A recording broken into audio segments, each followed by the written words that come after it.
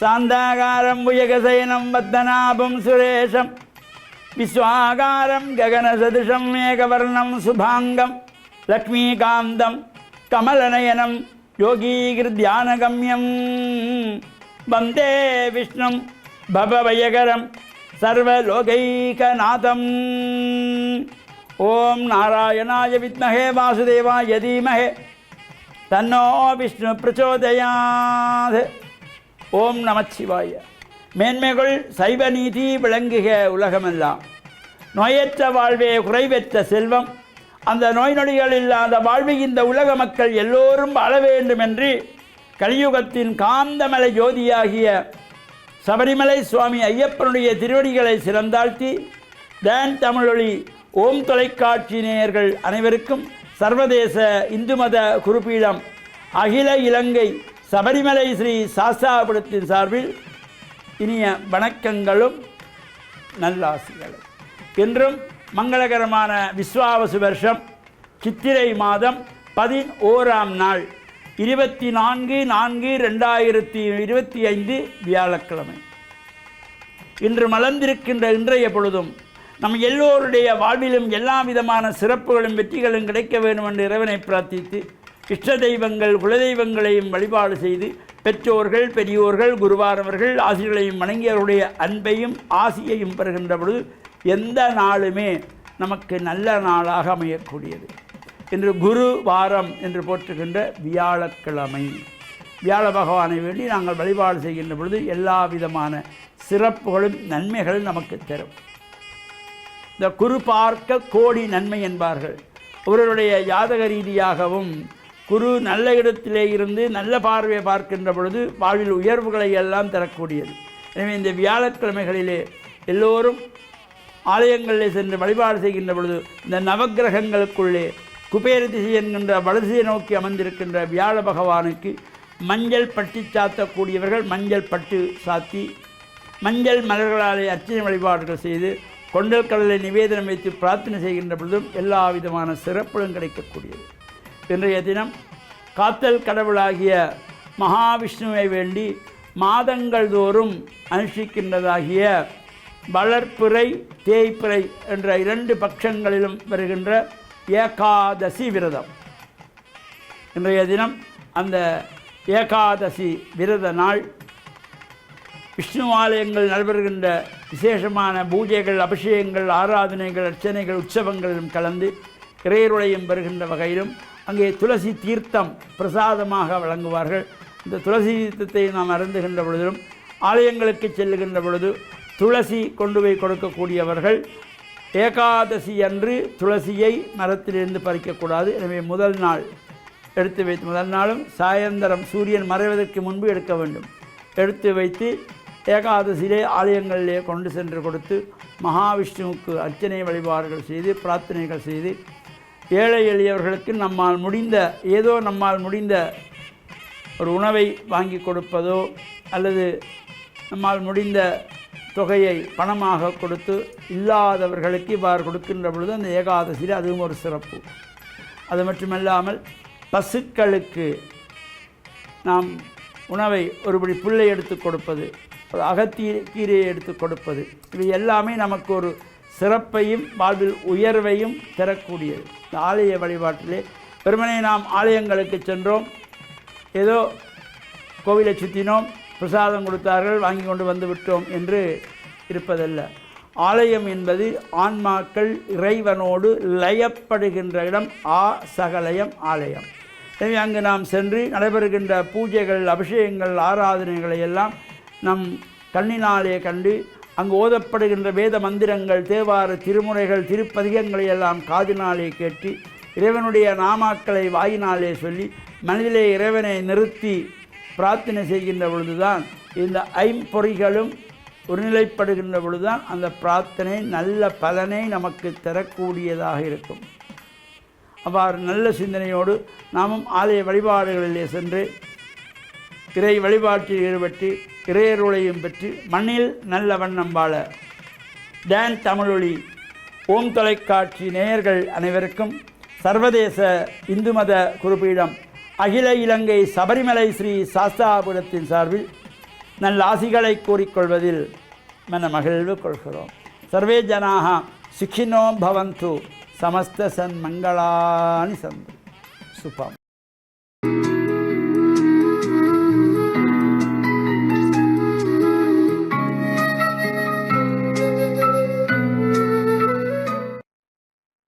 இறை இயேசுவில் என் அன்பு நெஞ்சங்களே, கிறிஸ்தவ நற்சிந்தனை வேளையில் உங்களை சந்திப்பதிலே எனக்கு மிக்க மகிழ்ச்சி. கிறிஸ்து இயேசுவினுடைய உயிர்ப்பின் மகிழ்ச்சியை இந்த எண்கிழமையிலே, இந்த கிழமை பூராக அதிலே கலந்து கொள்ள வேண்டும், அதை பற்றி தியானிக்க வேண்டும், அனுபவிக்க வேண்டும் என்று திரு அவை தாய் எங்களை அழைத்து நிற்கின்றார். அதனால் இந்த வாரம் பூராக நாங்கள் கிறிஸ்துவினுடைய உயிர்ப்பின் தரிசனங்கள் பற்றி தியானிக்கின்றோம். பல தடவைகளிலே சீடர்களை சந்தித்த உயிர்த்த ஆண்டவர், இந்த உயிர்த்த ஆண்டவருடைய தரிசனங்கள் பல்வேறு வடிவங்களிலே இடம்பெற்றதாக நற்செய்தியாளர்கள் கூறுகின்றார்கள். சீடர்கள் இயேசுவினுடைய உயிர்ப்பின் காட்சிகள் பற்றி, தரிசனங்கள் பற்றி ஒருவர் பின் மற்றவராக அவர்கள் இதை பற்றி அவரை கண்டுகொண்டார்கள் என்று சொல்ல, அந்த வியப்பிலே அவர்கள் கலந்துரையாடிக்கொண்டு மகிழ்ந்து கொண்டிருக்கின்ற பொழுது இயேசு அவர்கள் மத்தியிலே தோன்றினார் என்று நற்செய்தியாளர் கூறுகின்றார். அவர் தோன்றினார் என்று சொல்லுகின்ற பொழுது அவர்கள் இயேசுவினுடைய பழைய உடல் எடுத்து தோன்றினார் என்று கூறவில்லை, மாறாக அவர் உடலோடு தோன்றினார் என்று சொல்லுகின்றார்கள். அதற்கு அத்தாட்சியாக, சாட்சியமாக அவர் சொல்லுகின்றார், எனக்கு இந்த எலும்பும் தசையும் இருக்கின்றது, தொட்டு பாருங்கள், சாப்பிடுவதற்கு ஏதாவது இருக்கின்றதா என்று சொல்லி அவர் கொடுத்த மீன் துண்டை சாப்பிடுகின்றார். இதை ஏன் சொல்லுகின்றார்கள் அந்த சீடர்கள் என்று சொன்னால், உயிர்த்த இயேசுவை அவர்கள் உண்மையாகவே நிஜமாக சந்தித்தார்கள். நாம் அவரோடு அவரை தொட்டோம், அவரோடு பேசினோம், அவரோடு நாங்கள் உண்டோம், குடித்தோம் என்று சொல்லி இந்த சீடர்கள் இறை மக்களுக்கு அல்லது தங்களுடைய போதனையிலே அவர்கள் இப்படித்தான் அவர்கள் சான்று பகர்ந்தார்கள். இந்த இயேசுவினுடைய உயிர்ப்பு என்பது வெறும் கற்பனை அல்ல. இந்த இயேசுவினுடைய உயிர்ப்பு எல்லோரும் சிலர் சொல்லுவார்கள், நினைவுகள் சாவதில்லை என்று. அவர்கள் எங்கள் மத்தியிலே வாழ்ந்து கொண்டிருப்பது போல எங்களுக்கு தெரிகின்றது, அவர்கள் எங்களோடு பேசிக்கொண்டிருப்பது போல எங்களுக்கு தெரிகின்றது, அவர்களுடைய அந்த பிரசன்னம் தங்கள் மத்தியிலே இருக்கின்றது என்பதை சிலர் உணர்கின்றார்கள். அவர்களுடைய போதனைகள், அவர்களுடைய சாதனைகள், அவர்களுடைய வார்த்தைகள், அவர்களுடைய ஆறுதல் அல்லது ஊக்கமளிக்கின்ற வார்த்தைகள் எங்களோடு அவர்கள் தொடர்ந்தும் வாழ்ந்து கொண்டிருக்கின்றார்கள் என்ற உணர்வை பிறப்பிக்கின்றது என்று சிலர் கூறுவார்கள். ஆனால் இயேசுவினுடைய உயிர்ப்பு என்பது ஒரு கற்பனை, அல்லது இயேசுவினுடைய உயிர்ப்பு என்பது ஒரு விவாதத்துக்குரிய ஒரு விடயம் அல்ல. மாறாக அது நிஜமாக அவர் எவ்வாறு அந்த மக்களோடு மக்களாக, சீடர்களோடு சீடர்களாக அவர்களுடைய அன்றாட வாழ்விலே அவர் கலந்து கொண்டார் என்பதை இந்த சீடர்கள் நம்பினார்கள், அனுபவித்தார்கள். இவ்வாறு இந்த இயேசுவினுடைய உயிர்ப்பு ஒரு வெறும் செய்தியாக மட்டுமல்ல, எங்கள் ஒவ்வொருவருடைய வாழ்க்கை அனுபவமாக இருக்க இந்த நற்செய்தியாளர்கள் எங்களுக்கு தூண்டுதல்கள் தருகின்றார்கள். நாங்கள் அனுதினம் செய்கின்ற செயல்களிலே நாங்கள் உழைக்கின்றோம், பயணம் செய்கின்றோம், உரையாடுகின்றோம், நாங்கள் பல்வேறு வேலைகளிலே ஈடுபடுகின்றோம். எல்லாவற்றிலும் எங்களோடு இயேசு இணைந்து பயணித்துக் கொண்டிருக்கின்றார். எங்களுடைய யதார்த்த அன்றாட வாழ்விலே இயேசு பிரசன்னமாக இருக்கின்றார் என்பதை உணர்ந்து கொண்டு அதை நம்பி அதை எங்களுடைய அனுபவமாக்கிக் கொள்ளுகின்ற பொழுது, நாங்கள் உண்ணுகின்ற பொழுது, ஒரு குடும்பமாக சகோதரத்துவத்தோடு உண்ணுகின்ற பொழுது இயேசு எங்கள் மத்தியிலே பிரசன்னமாக இருக்கின்றார். எங்கே இருவர் மூவர் ஒன்றாக மனமுத்து அவர்கள் இருக்கின்றார்களோ அவர்கள் மத்தியில் நான் இருக்கின்றேன் என்று சொல்லி இயேசுவினுடைய பிரசன்னம் எங்கள் மத்தியிலே அன்றாட வாழ்க்கையிலே, நடைமுறையிலே, எங்களுடைய பேச்சிலே, எங்களுடைய உறவாடல்களிலே இந்த இயேசுவினுடைய பிரசன்னம் உயிர்த்தாண்டவராக, வாழும் தெய்வமாக, ஆற்றல் தருகின்றவராக, எங்களை இயக்குகின்றவராக, எங்களுக்கு பலமும் சக்தியும் தருகின்றவராக எங்கள் மத்தியிலே பிரசன்னமாக இருக்கின்றார். அவருடைய பிரசன்னம் எங்களை மகிழ்விக்கின்றது. அதனால் சொல்லுவார்கள், ஒரு கிறிஸ்தவன் எப்பொழுதுமே மகிழ்ந்திருக்க வேண்டும். பவுலடிகளார் சொல்லுகிறார், அகமகிழுங்கள், ஆண்டவருக்குள் அகமகிழுங்கள், எப்பொழுதும் அகமகிழுங்கள் என்று சொல்லிக் கொடுக்கின்றார். ஆகையினால் எங்களுடைய வாழ்வு ஒரு மகிழ்ச்சியுள்ள வாழ்வாக அமைவதற்கு ஆண்டவர் இயேசுவினுடைய உயிர்ப்பின் பிரசன்னம் மத்தியிலே இருப்பதை நாங்கள் ஆழமாக, உண்மையாக உணர்ந்து கொள்வோமாக. ஆமென்.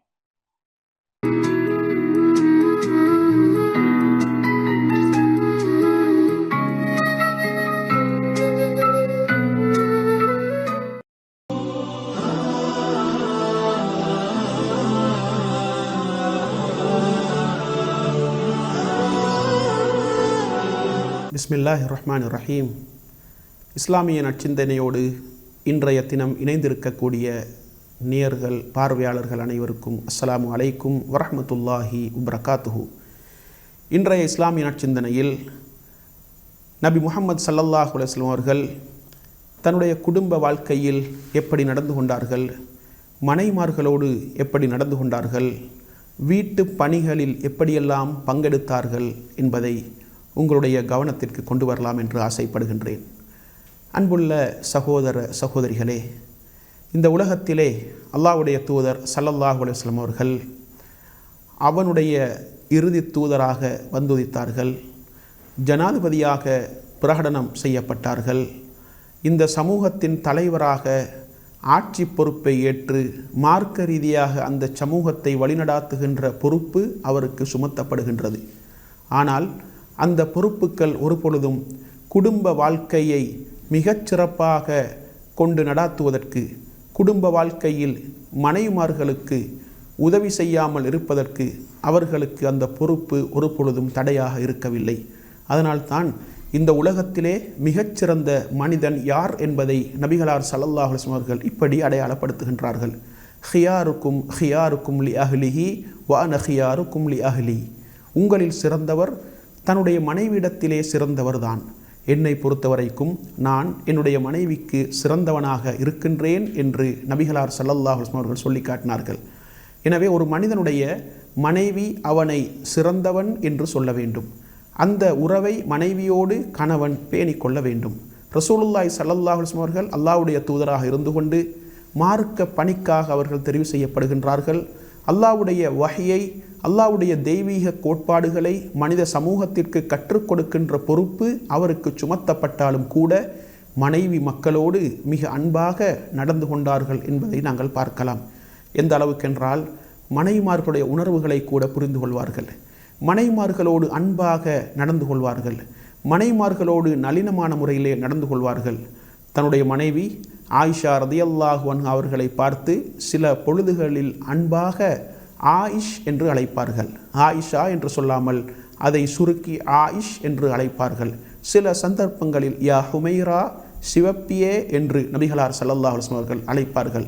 இன்னும் சில சந்தர்ப்பங்களில் யபுனத்த சித்தீக், சித்தீக்குடைய மகளே என்று அன்பாக தன்னுடைய மனைவியை நபிகளார் ஸல்லல்லாஹு அலைஹி வஸல்லம் அவர்கள் அழைப்பார்கள். என்றால் இந்த அளவுக்கு மனைவிமார்களோடு மிகவும் நளினமான முறையிலே, அன்பான முறையிலே, உணர்வுகளை புண்படுத்தாத முறையிலே நடந்து கொள்ள வேண்டும் என்பதில் நபிகளார் ஸல்லல்லாஹு அலைஹி வஸல்லம் அவர்கள் கவனம் செலுத்தினார்கள். எந்த அளவுக்கென்றால் வீட்டு வேலைகளில் கூட பங்கெடுத்தார்கள். வீட்டு வேலைகளில் நபி அவர்கள் மனைவிமார்களுக்கு உதவி செய்தார்கள். தன்னுடைய ஆடைகளை தைத்து கொள்வார்கள், தன்னுடைய பாதணிகளை கூட தைத்து கொள்வார்கள். தொழுகையுடைய நேரம் வந்துவிட்டால் தொழுகைக்கு சென்று விடுவார்கள் என்று ஆயிஷா ரதியல்லாஹு அன்ஹா அவர்கள் நபி அவர்களுடைய அந்த வீட்டு பணிகளை மிகச்சிறப்பாக எங்களுக்கு சொல்லி காட்டுகின்றார்கள். எனவே வீட்டு நிர்வாகத்தை கொண்டு நடாத்துவதில், வீட்டு நிர்வாகத்தின் பொறுப்பாளராக மனைவி இஸ்லாத்தின் மூலம் நியமிக்கப்பட்டிருந்தாலும் கூட அந்த பொறுப்பை அவளுக்கு செய்வதற்கு பக்கபலமாக கணவன் இருக்க வேண்டும் என்ற அந்த கோட்பாட்டை தான் நபி அவர்களுடைய வாழ்க்கை வரலாறு, நபிகளாருடைய குடும்ப வாழ்க்கை எங்களுக்கு தெளிவுபடுத்தி கொண்டிருக்கின்றது. எனவே மனைமார்களுக்கு உதவி செய்யக்கூடிய கணவன்மார்களாக ஆண்கள் இருக்க வேண்டும் என்பதற்கு நபிகளாருடைய வாழ்க்கை வரலாறு எங்களுக்கு மிக பெரும் சான்றாக இருக்கின்றது. எனவே இந்த உலகத்திலே நாங்கள் திருமணம் செய்து மனை மக்களை கவனிக்க வேண்டும், அவர்களோடு நல்ல உறவை நாங்கள் வைத்து கொள்ள வேண்டும், அவர்களுடைய தேவைகளை கண்டு தேடி நிறைவேற்ற வேண்டும், அவர்களுடைய விருப்பு வெறுப்புகளை நாங்கள் புரிந்து கொள்ள வேண்டும், அவர்களுடைய உணர்வுகளை நாங்கள் மதிக்க வேண்டும், அவர்களுடைய உள்ளம் புண்படுகின்ற வகையில் நாங்கள் பேசக்கூடாது, நடந்து கொள்ளக்கூடாது என்பதையெல்லாம் நபிகளார் ஸல்லல்லாஹு அலைஹி வஸல்லம் அவருடைய வாழ்க்கை வரலாறின் மூலம் நாங்கள் தெளிவாக புரிந்து கொள்ளலாம். எனவே இந்த உலகத்திலே மனைவி மக்களோடு மிகச்சிறந்த முறையிலே, நளினமான முறையிலே, அன்பான முறையிலே நடந்து கொண்ட ஒரு மிக பெரும் தலைவராகத்தான் நபிகளார் ஸல்லல்லாஹு அலைஹி வஸல்லம் அவர்கள் இந்த மண்ணிலே வாழ்ந்து காட்டினார்கள் என்பதை நாங்கள் புரிந்து கொள்ள வேண்டும். எனவே மனைவி மக்களோடு மிகவும் நளினமான முறையிலே நடந்து வீட்டு நிர்வாகத்திலே மனைவிக்கு ஒத்துழைக்கக்கூடிய கணவன்மார்களாக ஆண்கள் மாற வேண்டும். நபிகளாருடைய வாழ்க்கை வரலாறு எங்களுக்கு மிகப்பெரிய போதனைகளையும் அறிவுரைகளையும் முன்மாதிரிமிக்க நடத்தைகளையும் போதிக்கின்றது என்பதை தெளிவாக புரிந்து வீட்டு நிர்வாகத்திலே மனை மக்களோடு அன்பாகவும் கனிவாகவும் நடந்து கொள்வதற்கு அல்லாஹு தஆலா நம் அனைவருக்கும் துணை புரிவானாக. வாஹிர் தஅவானா அனில் ஹம்துலில்லாஹி ரப்பில் ஆலமீன்.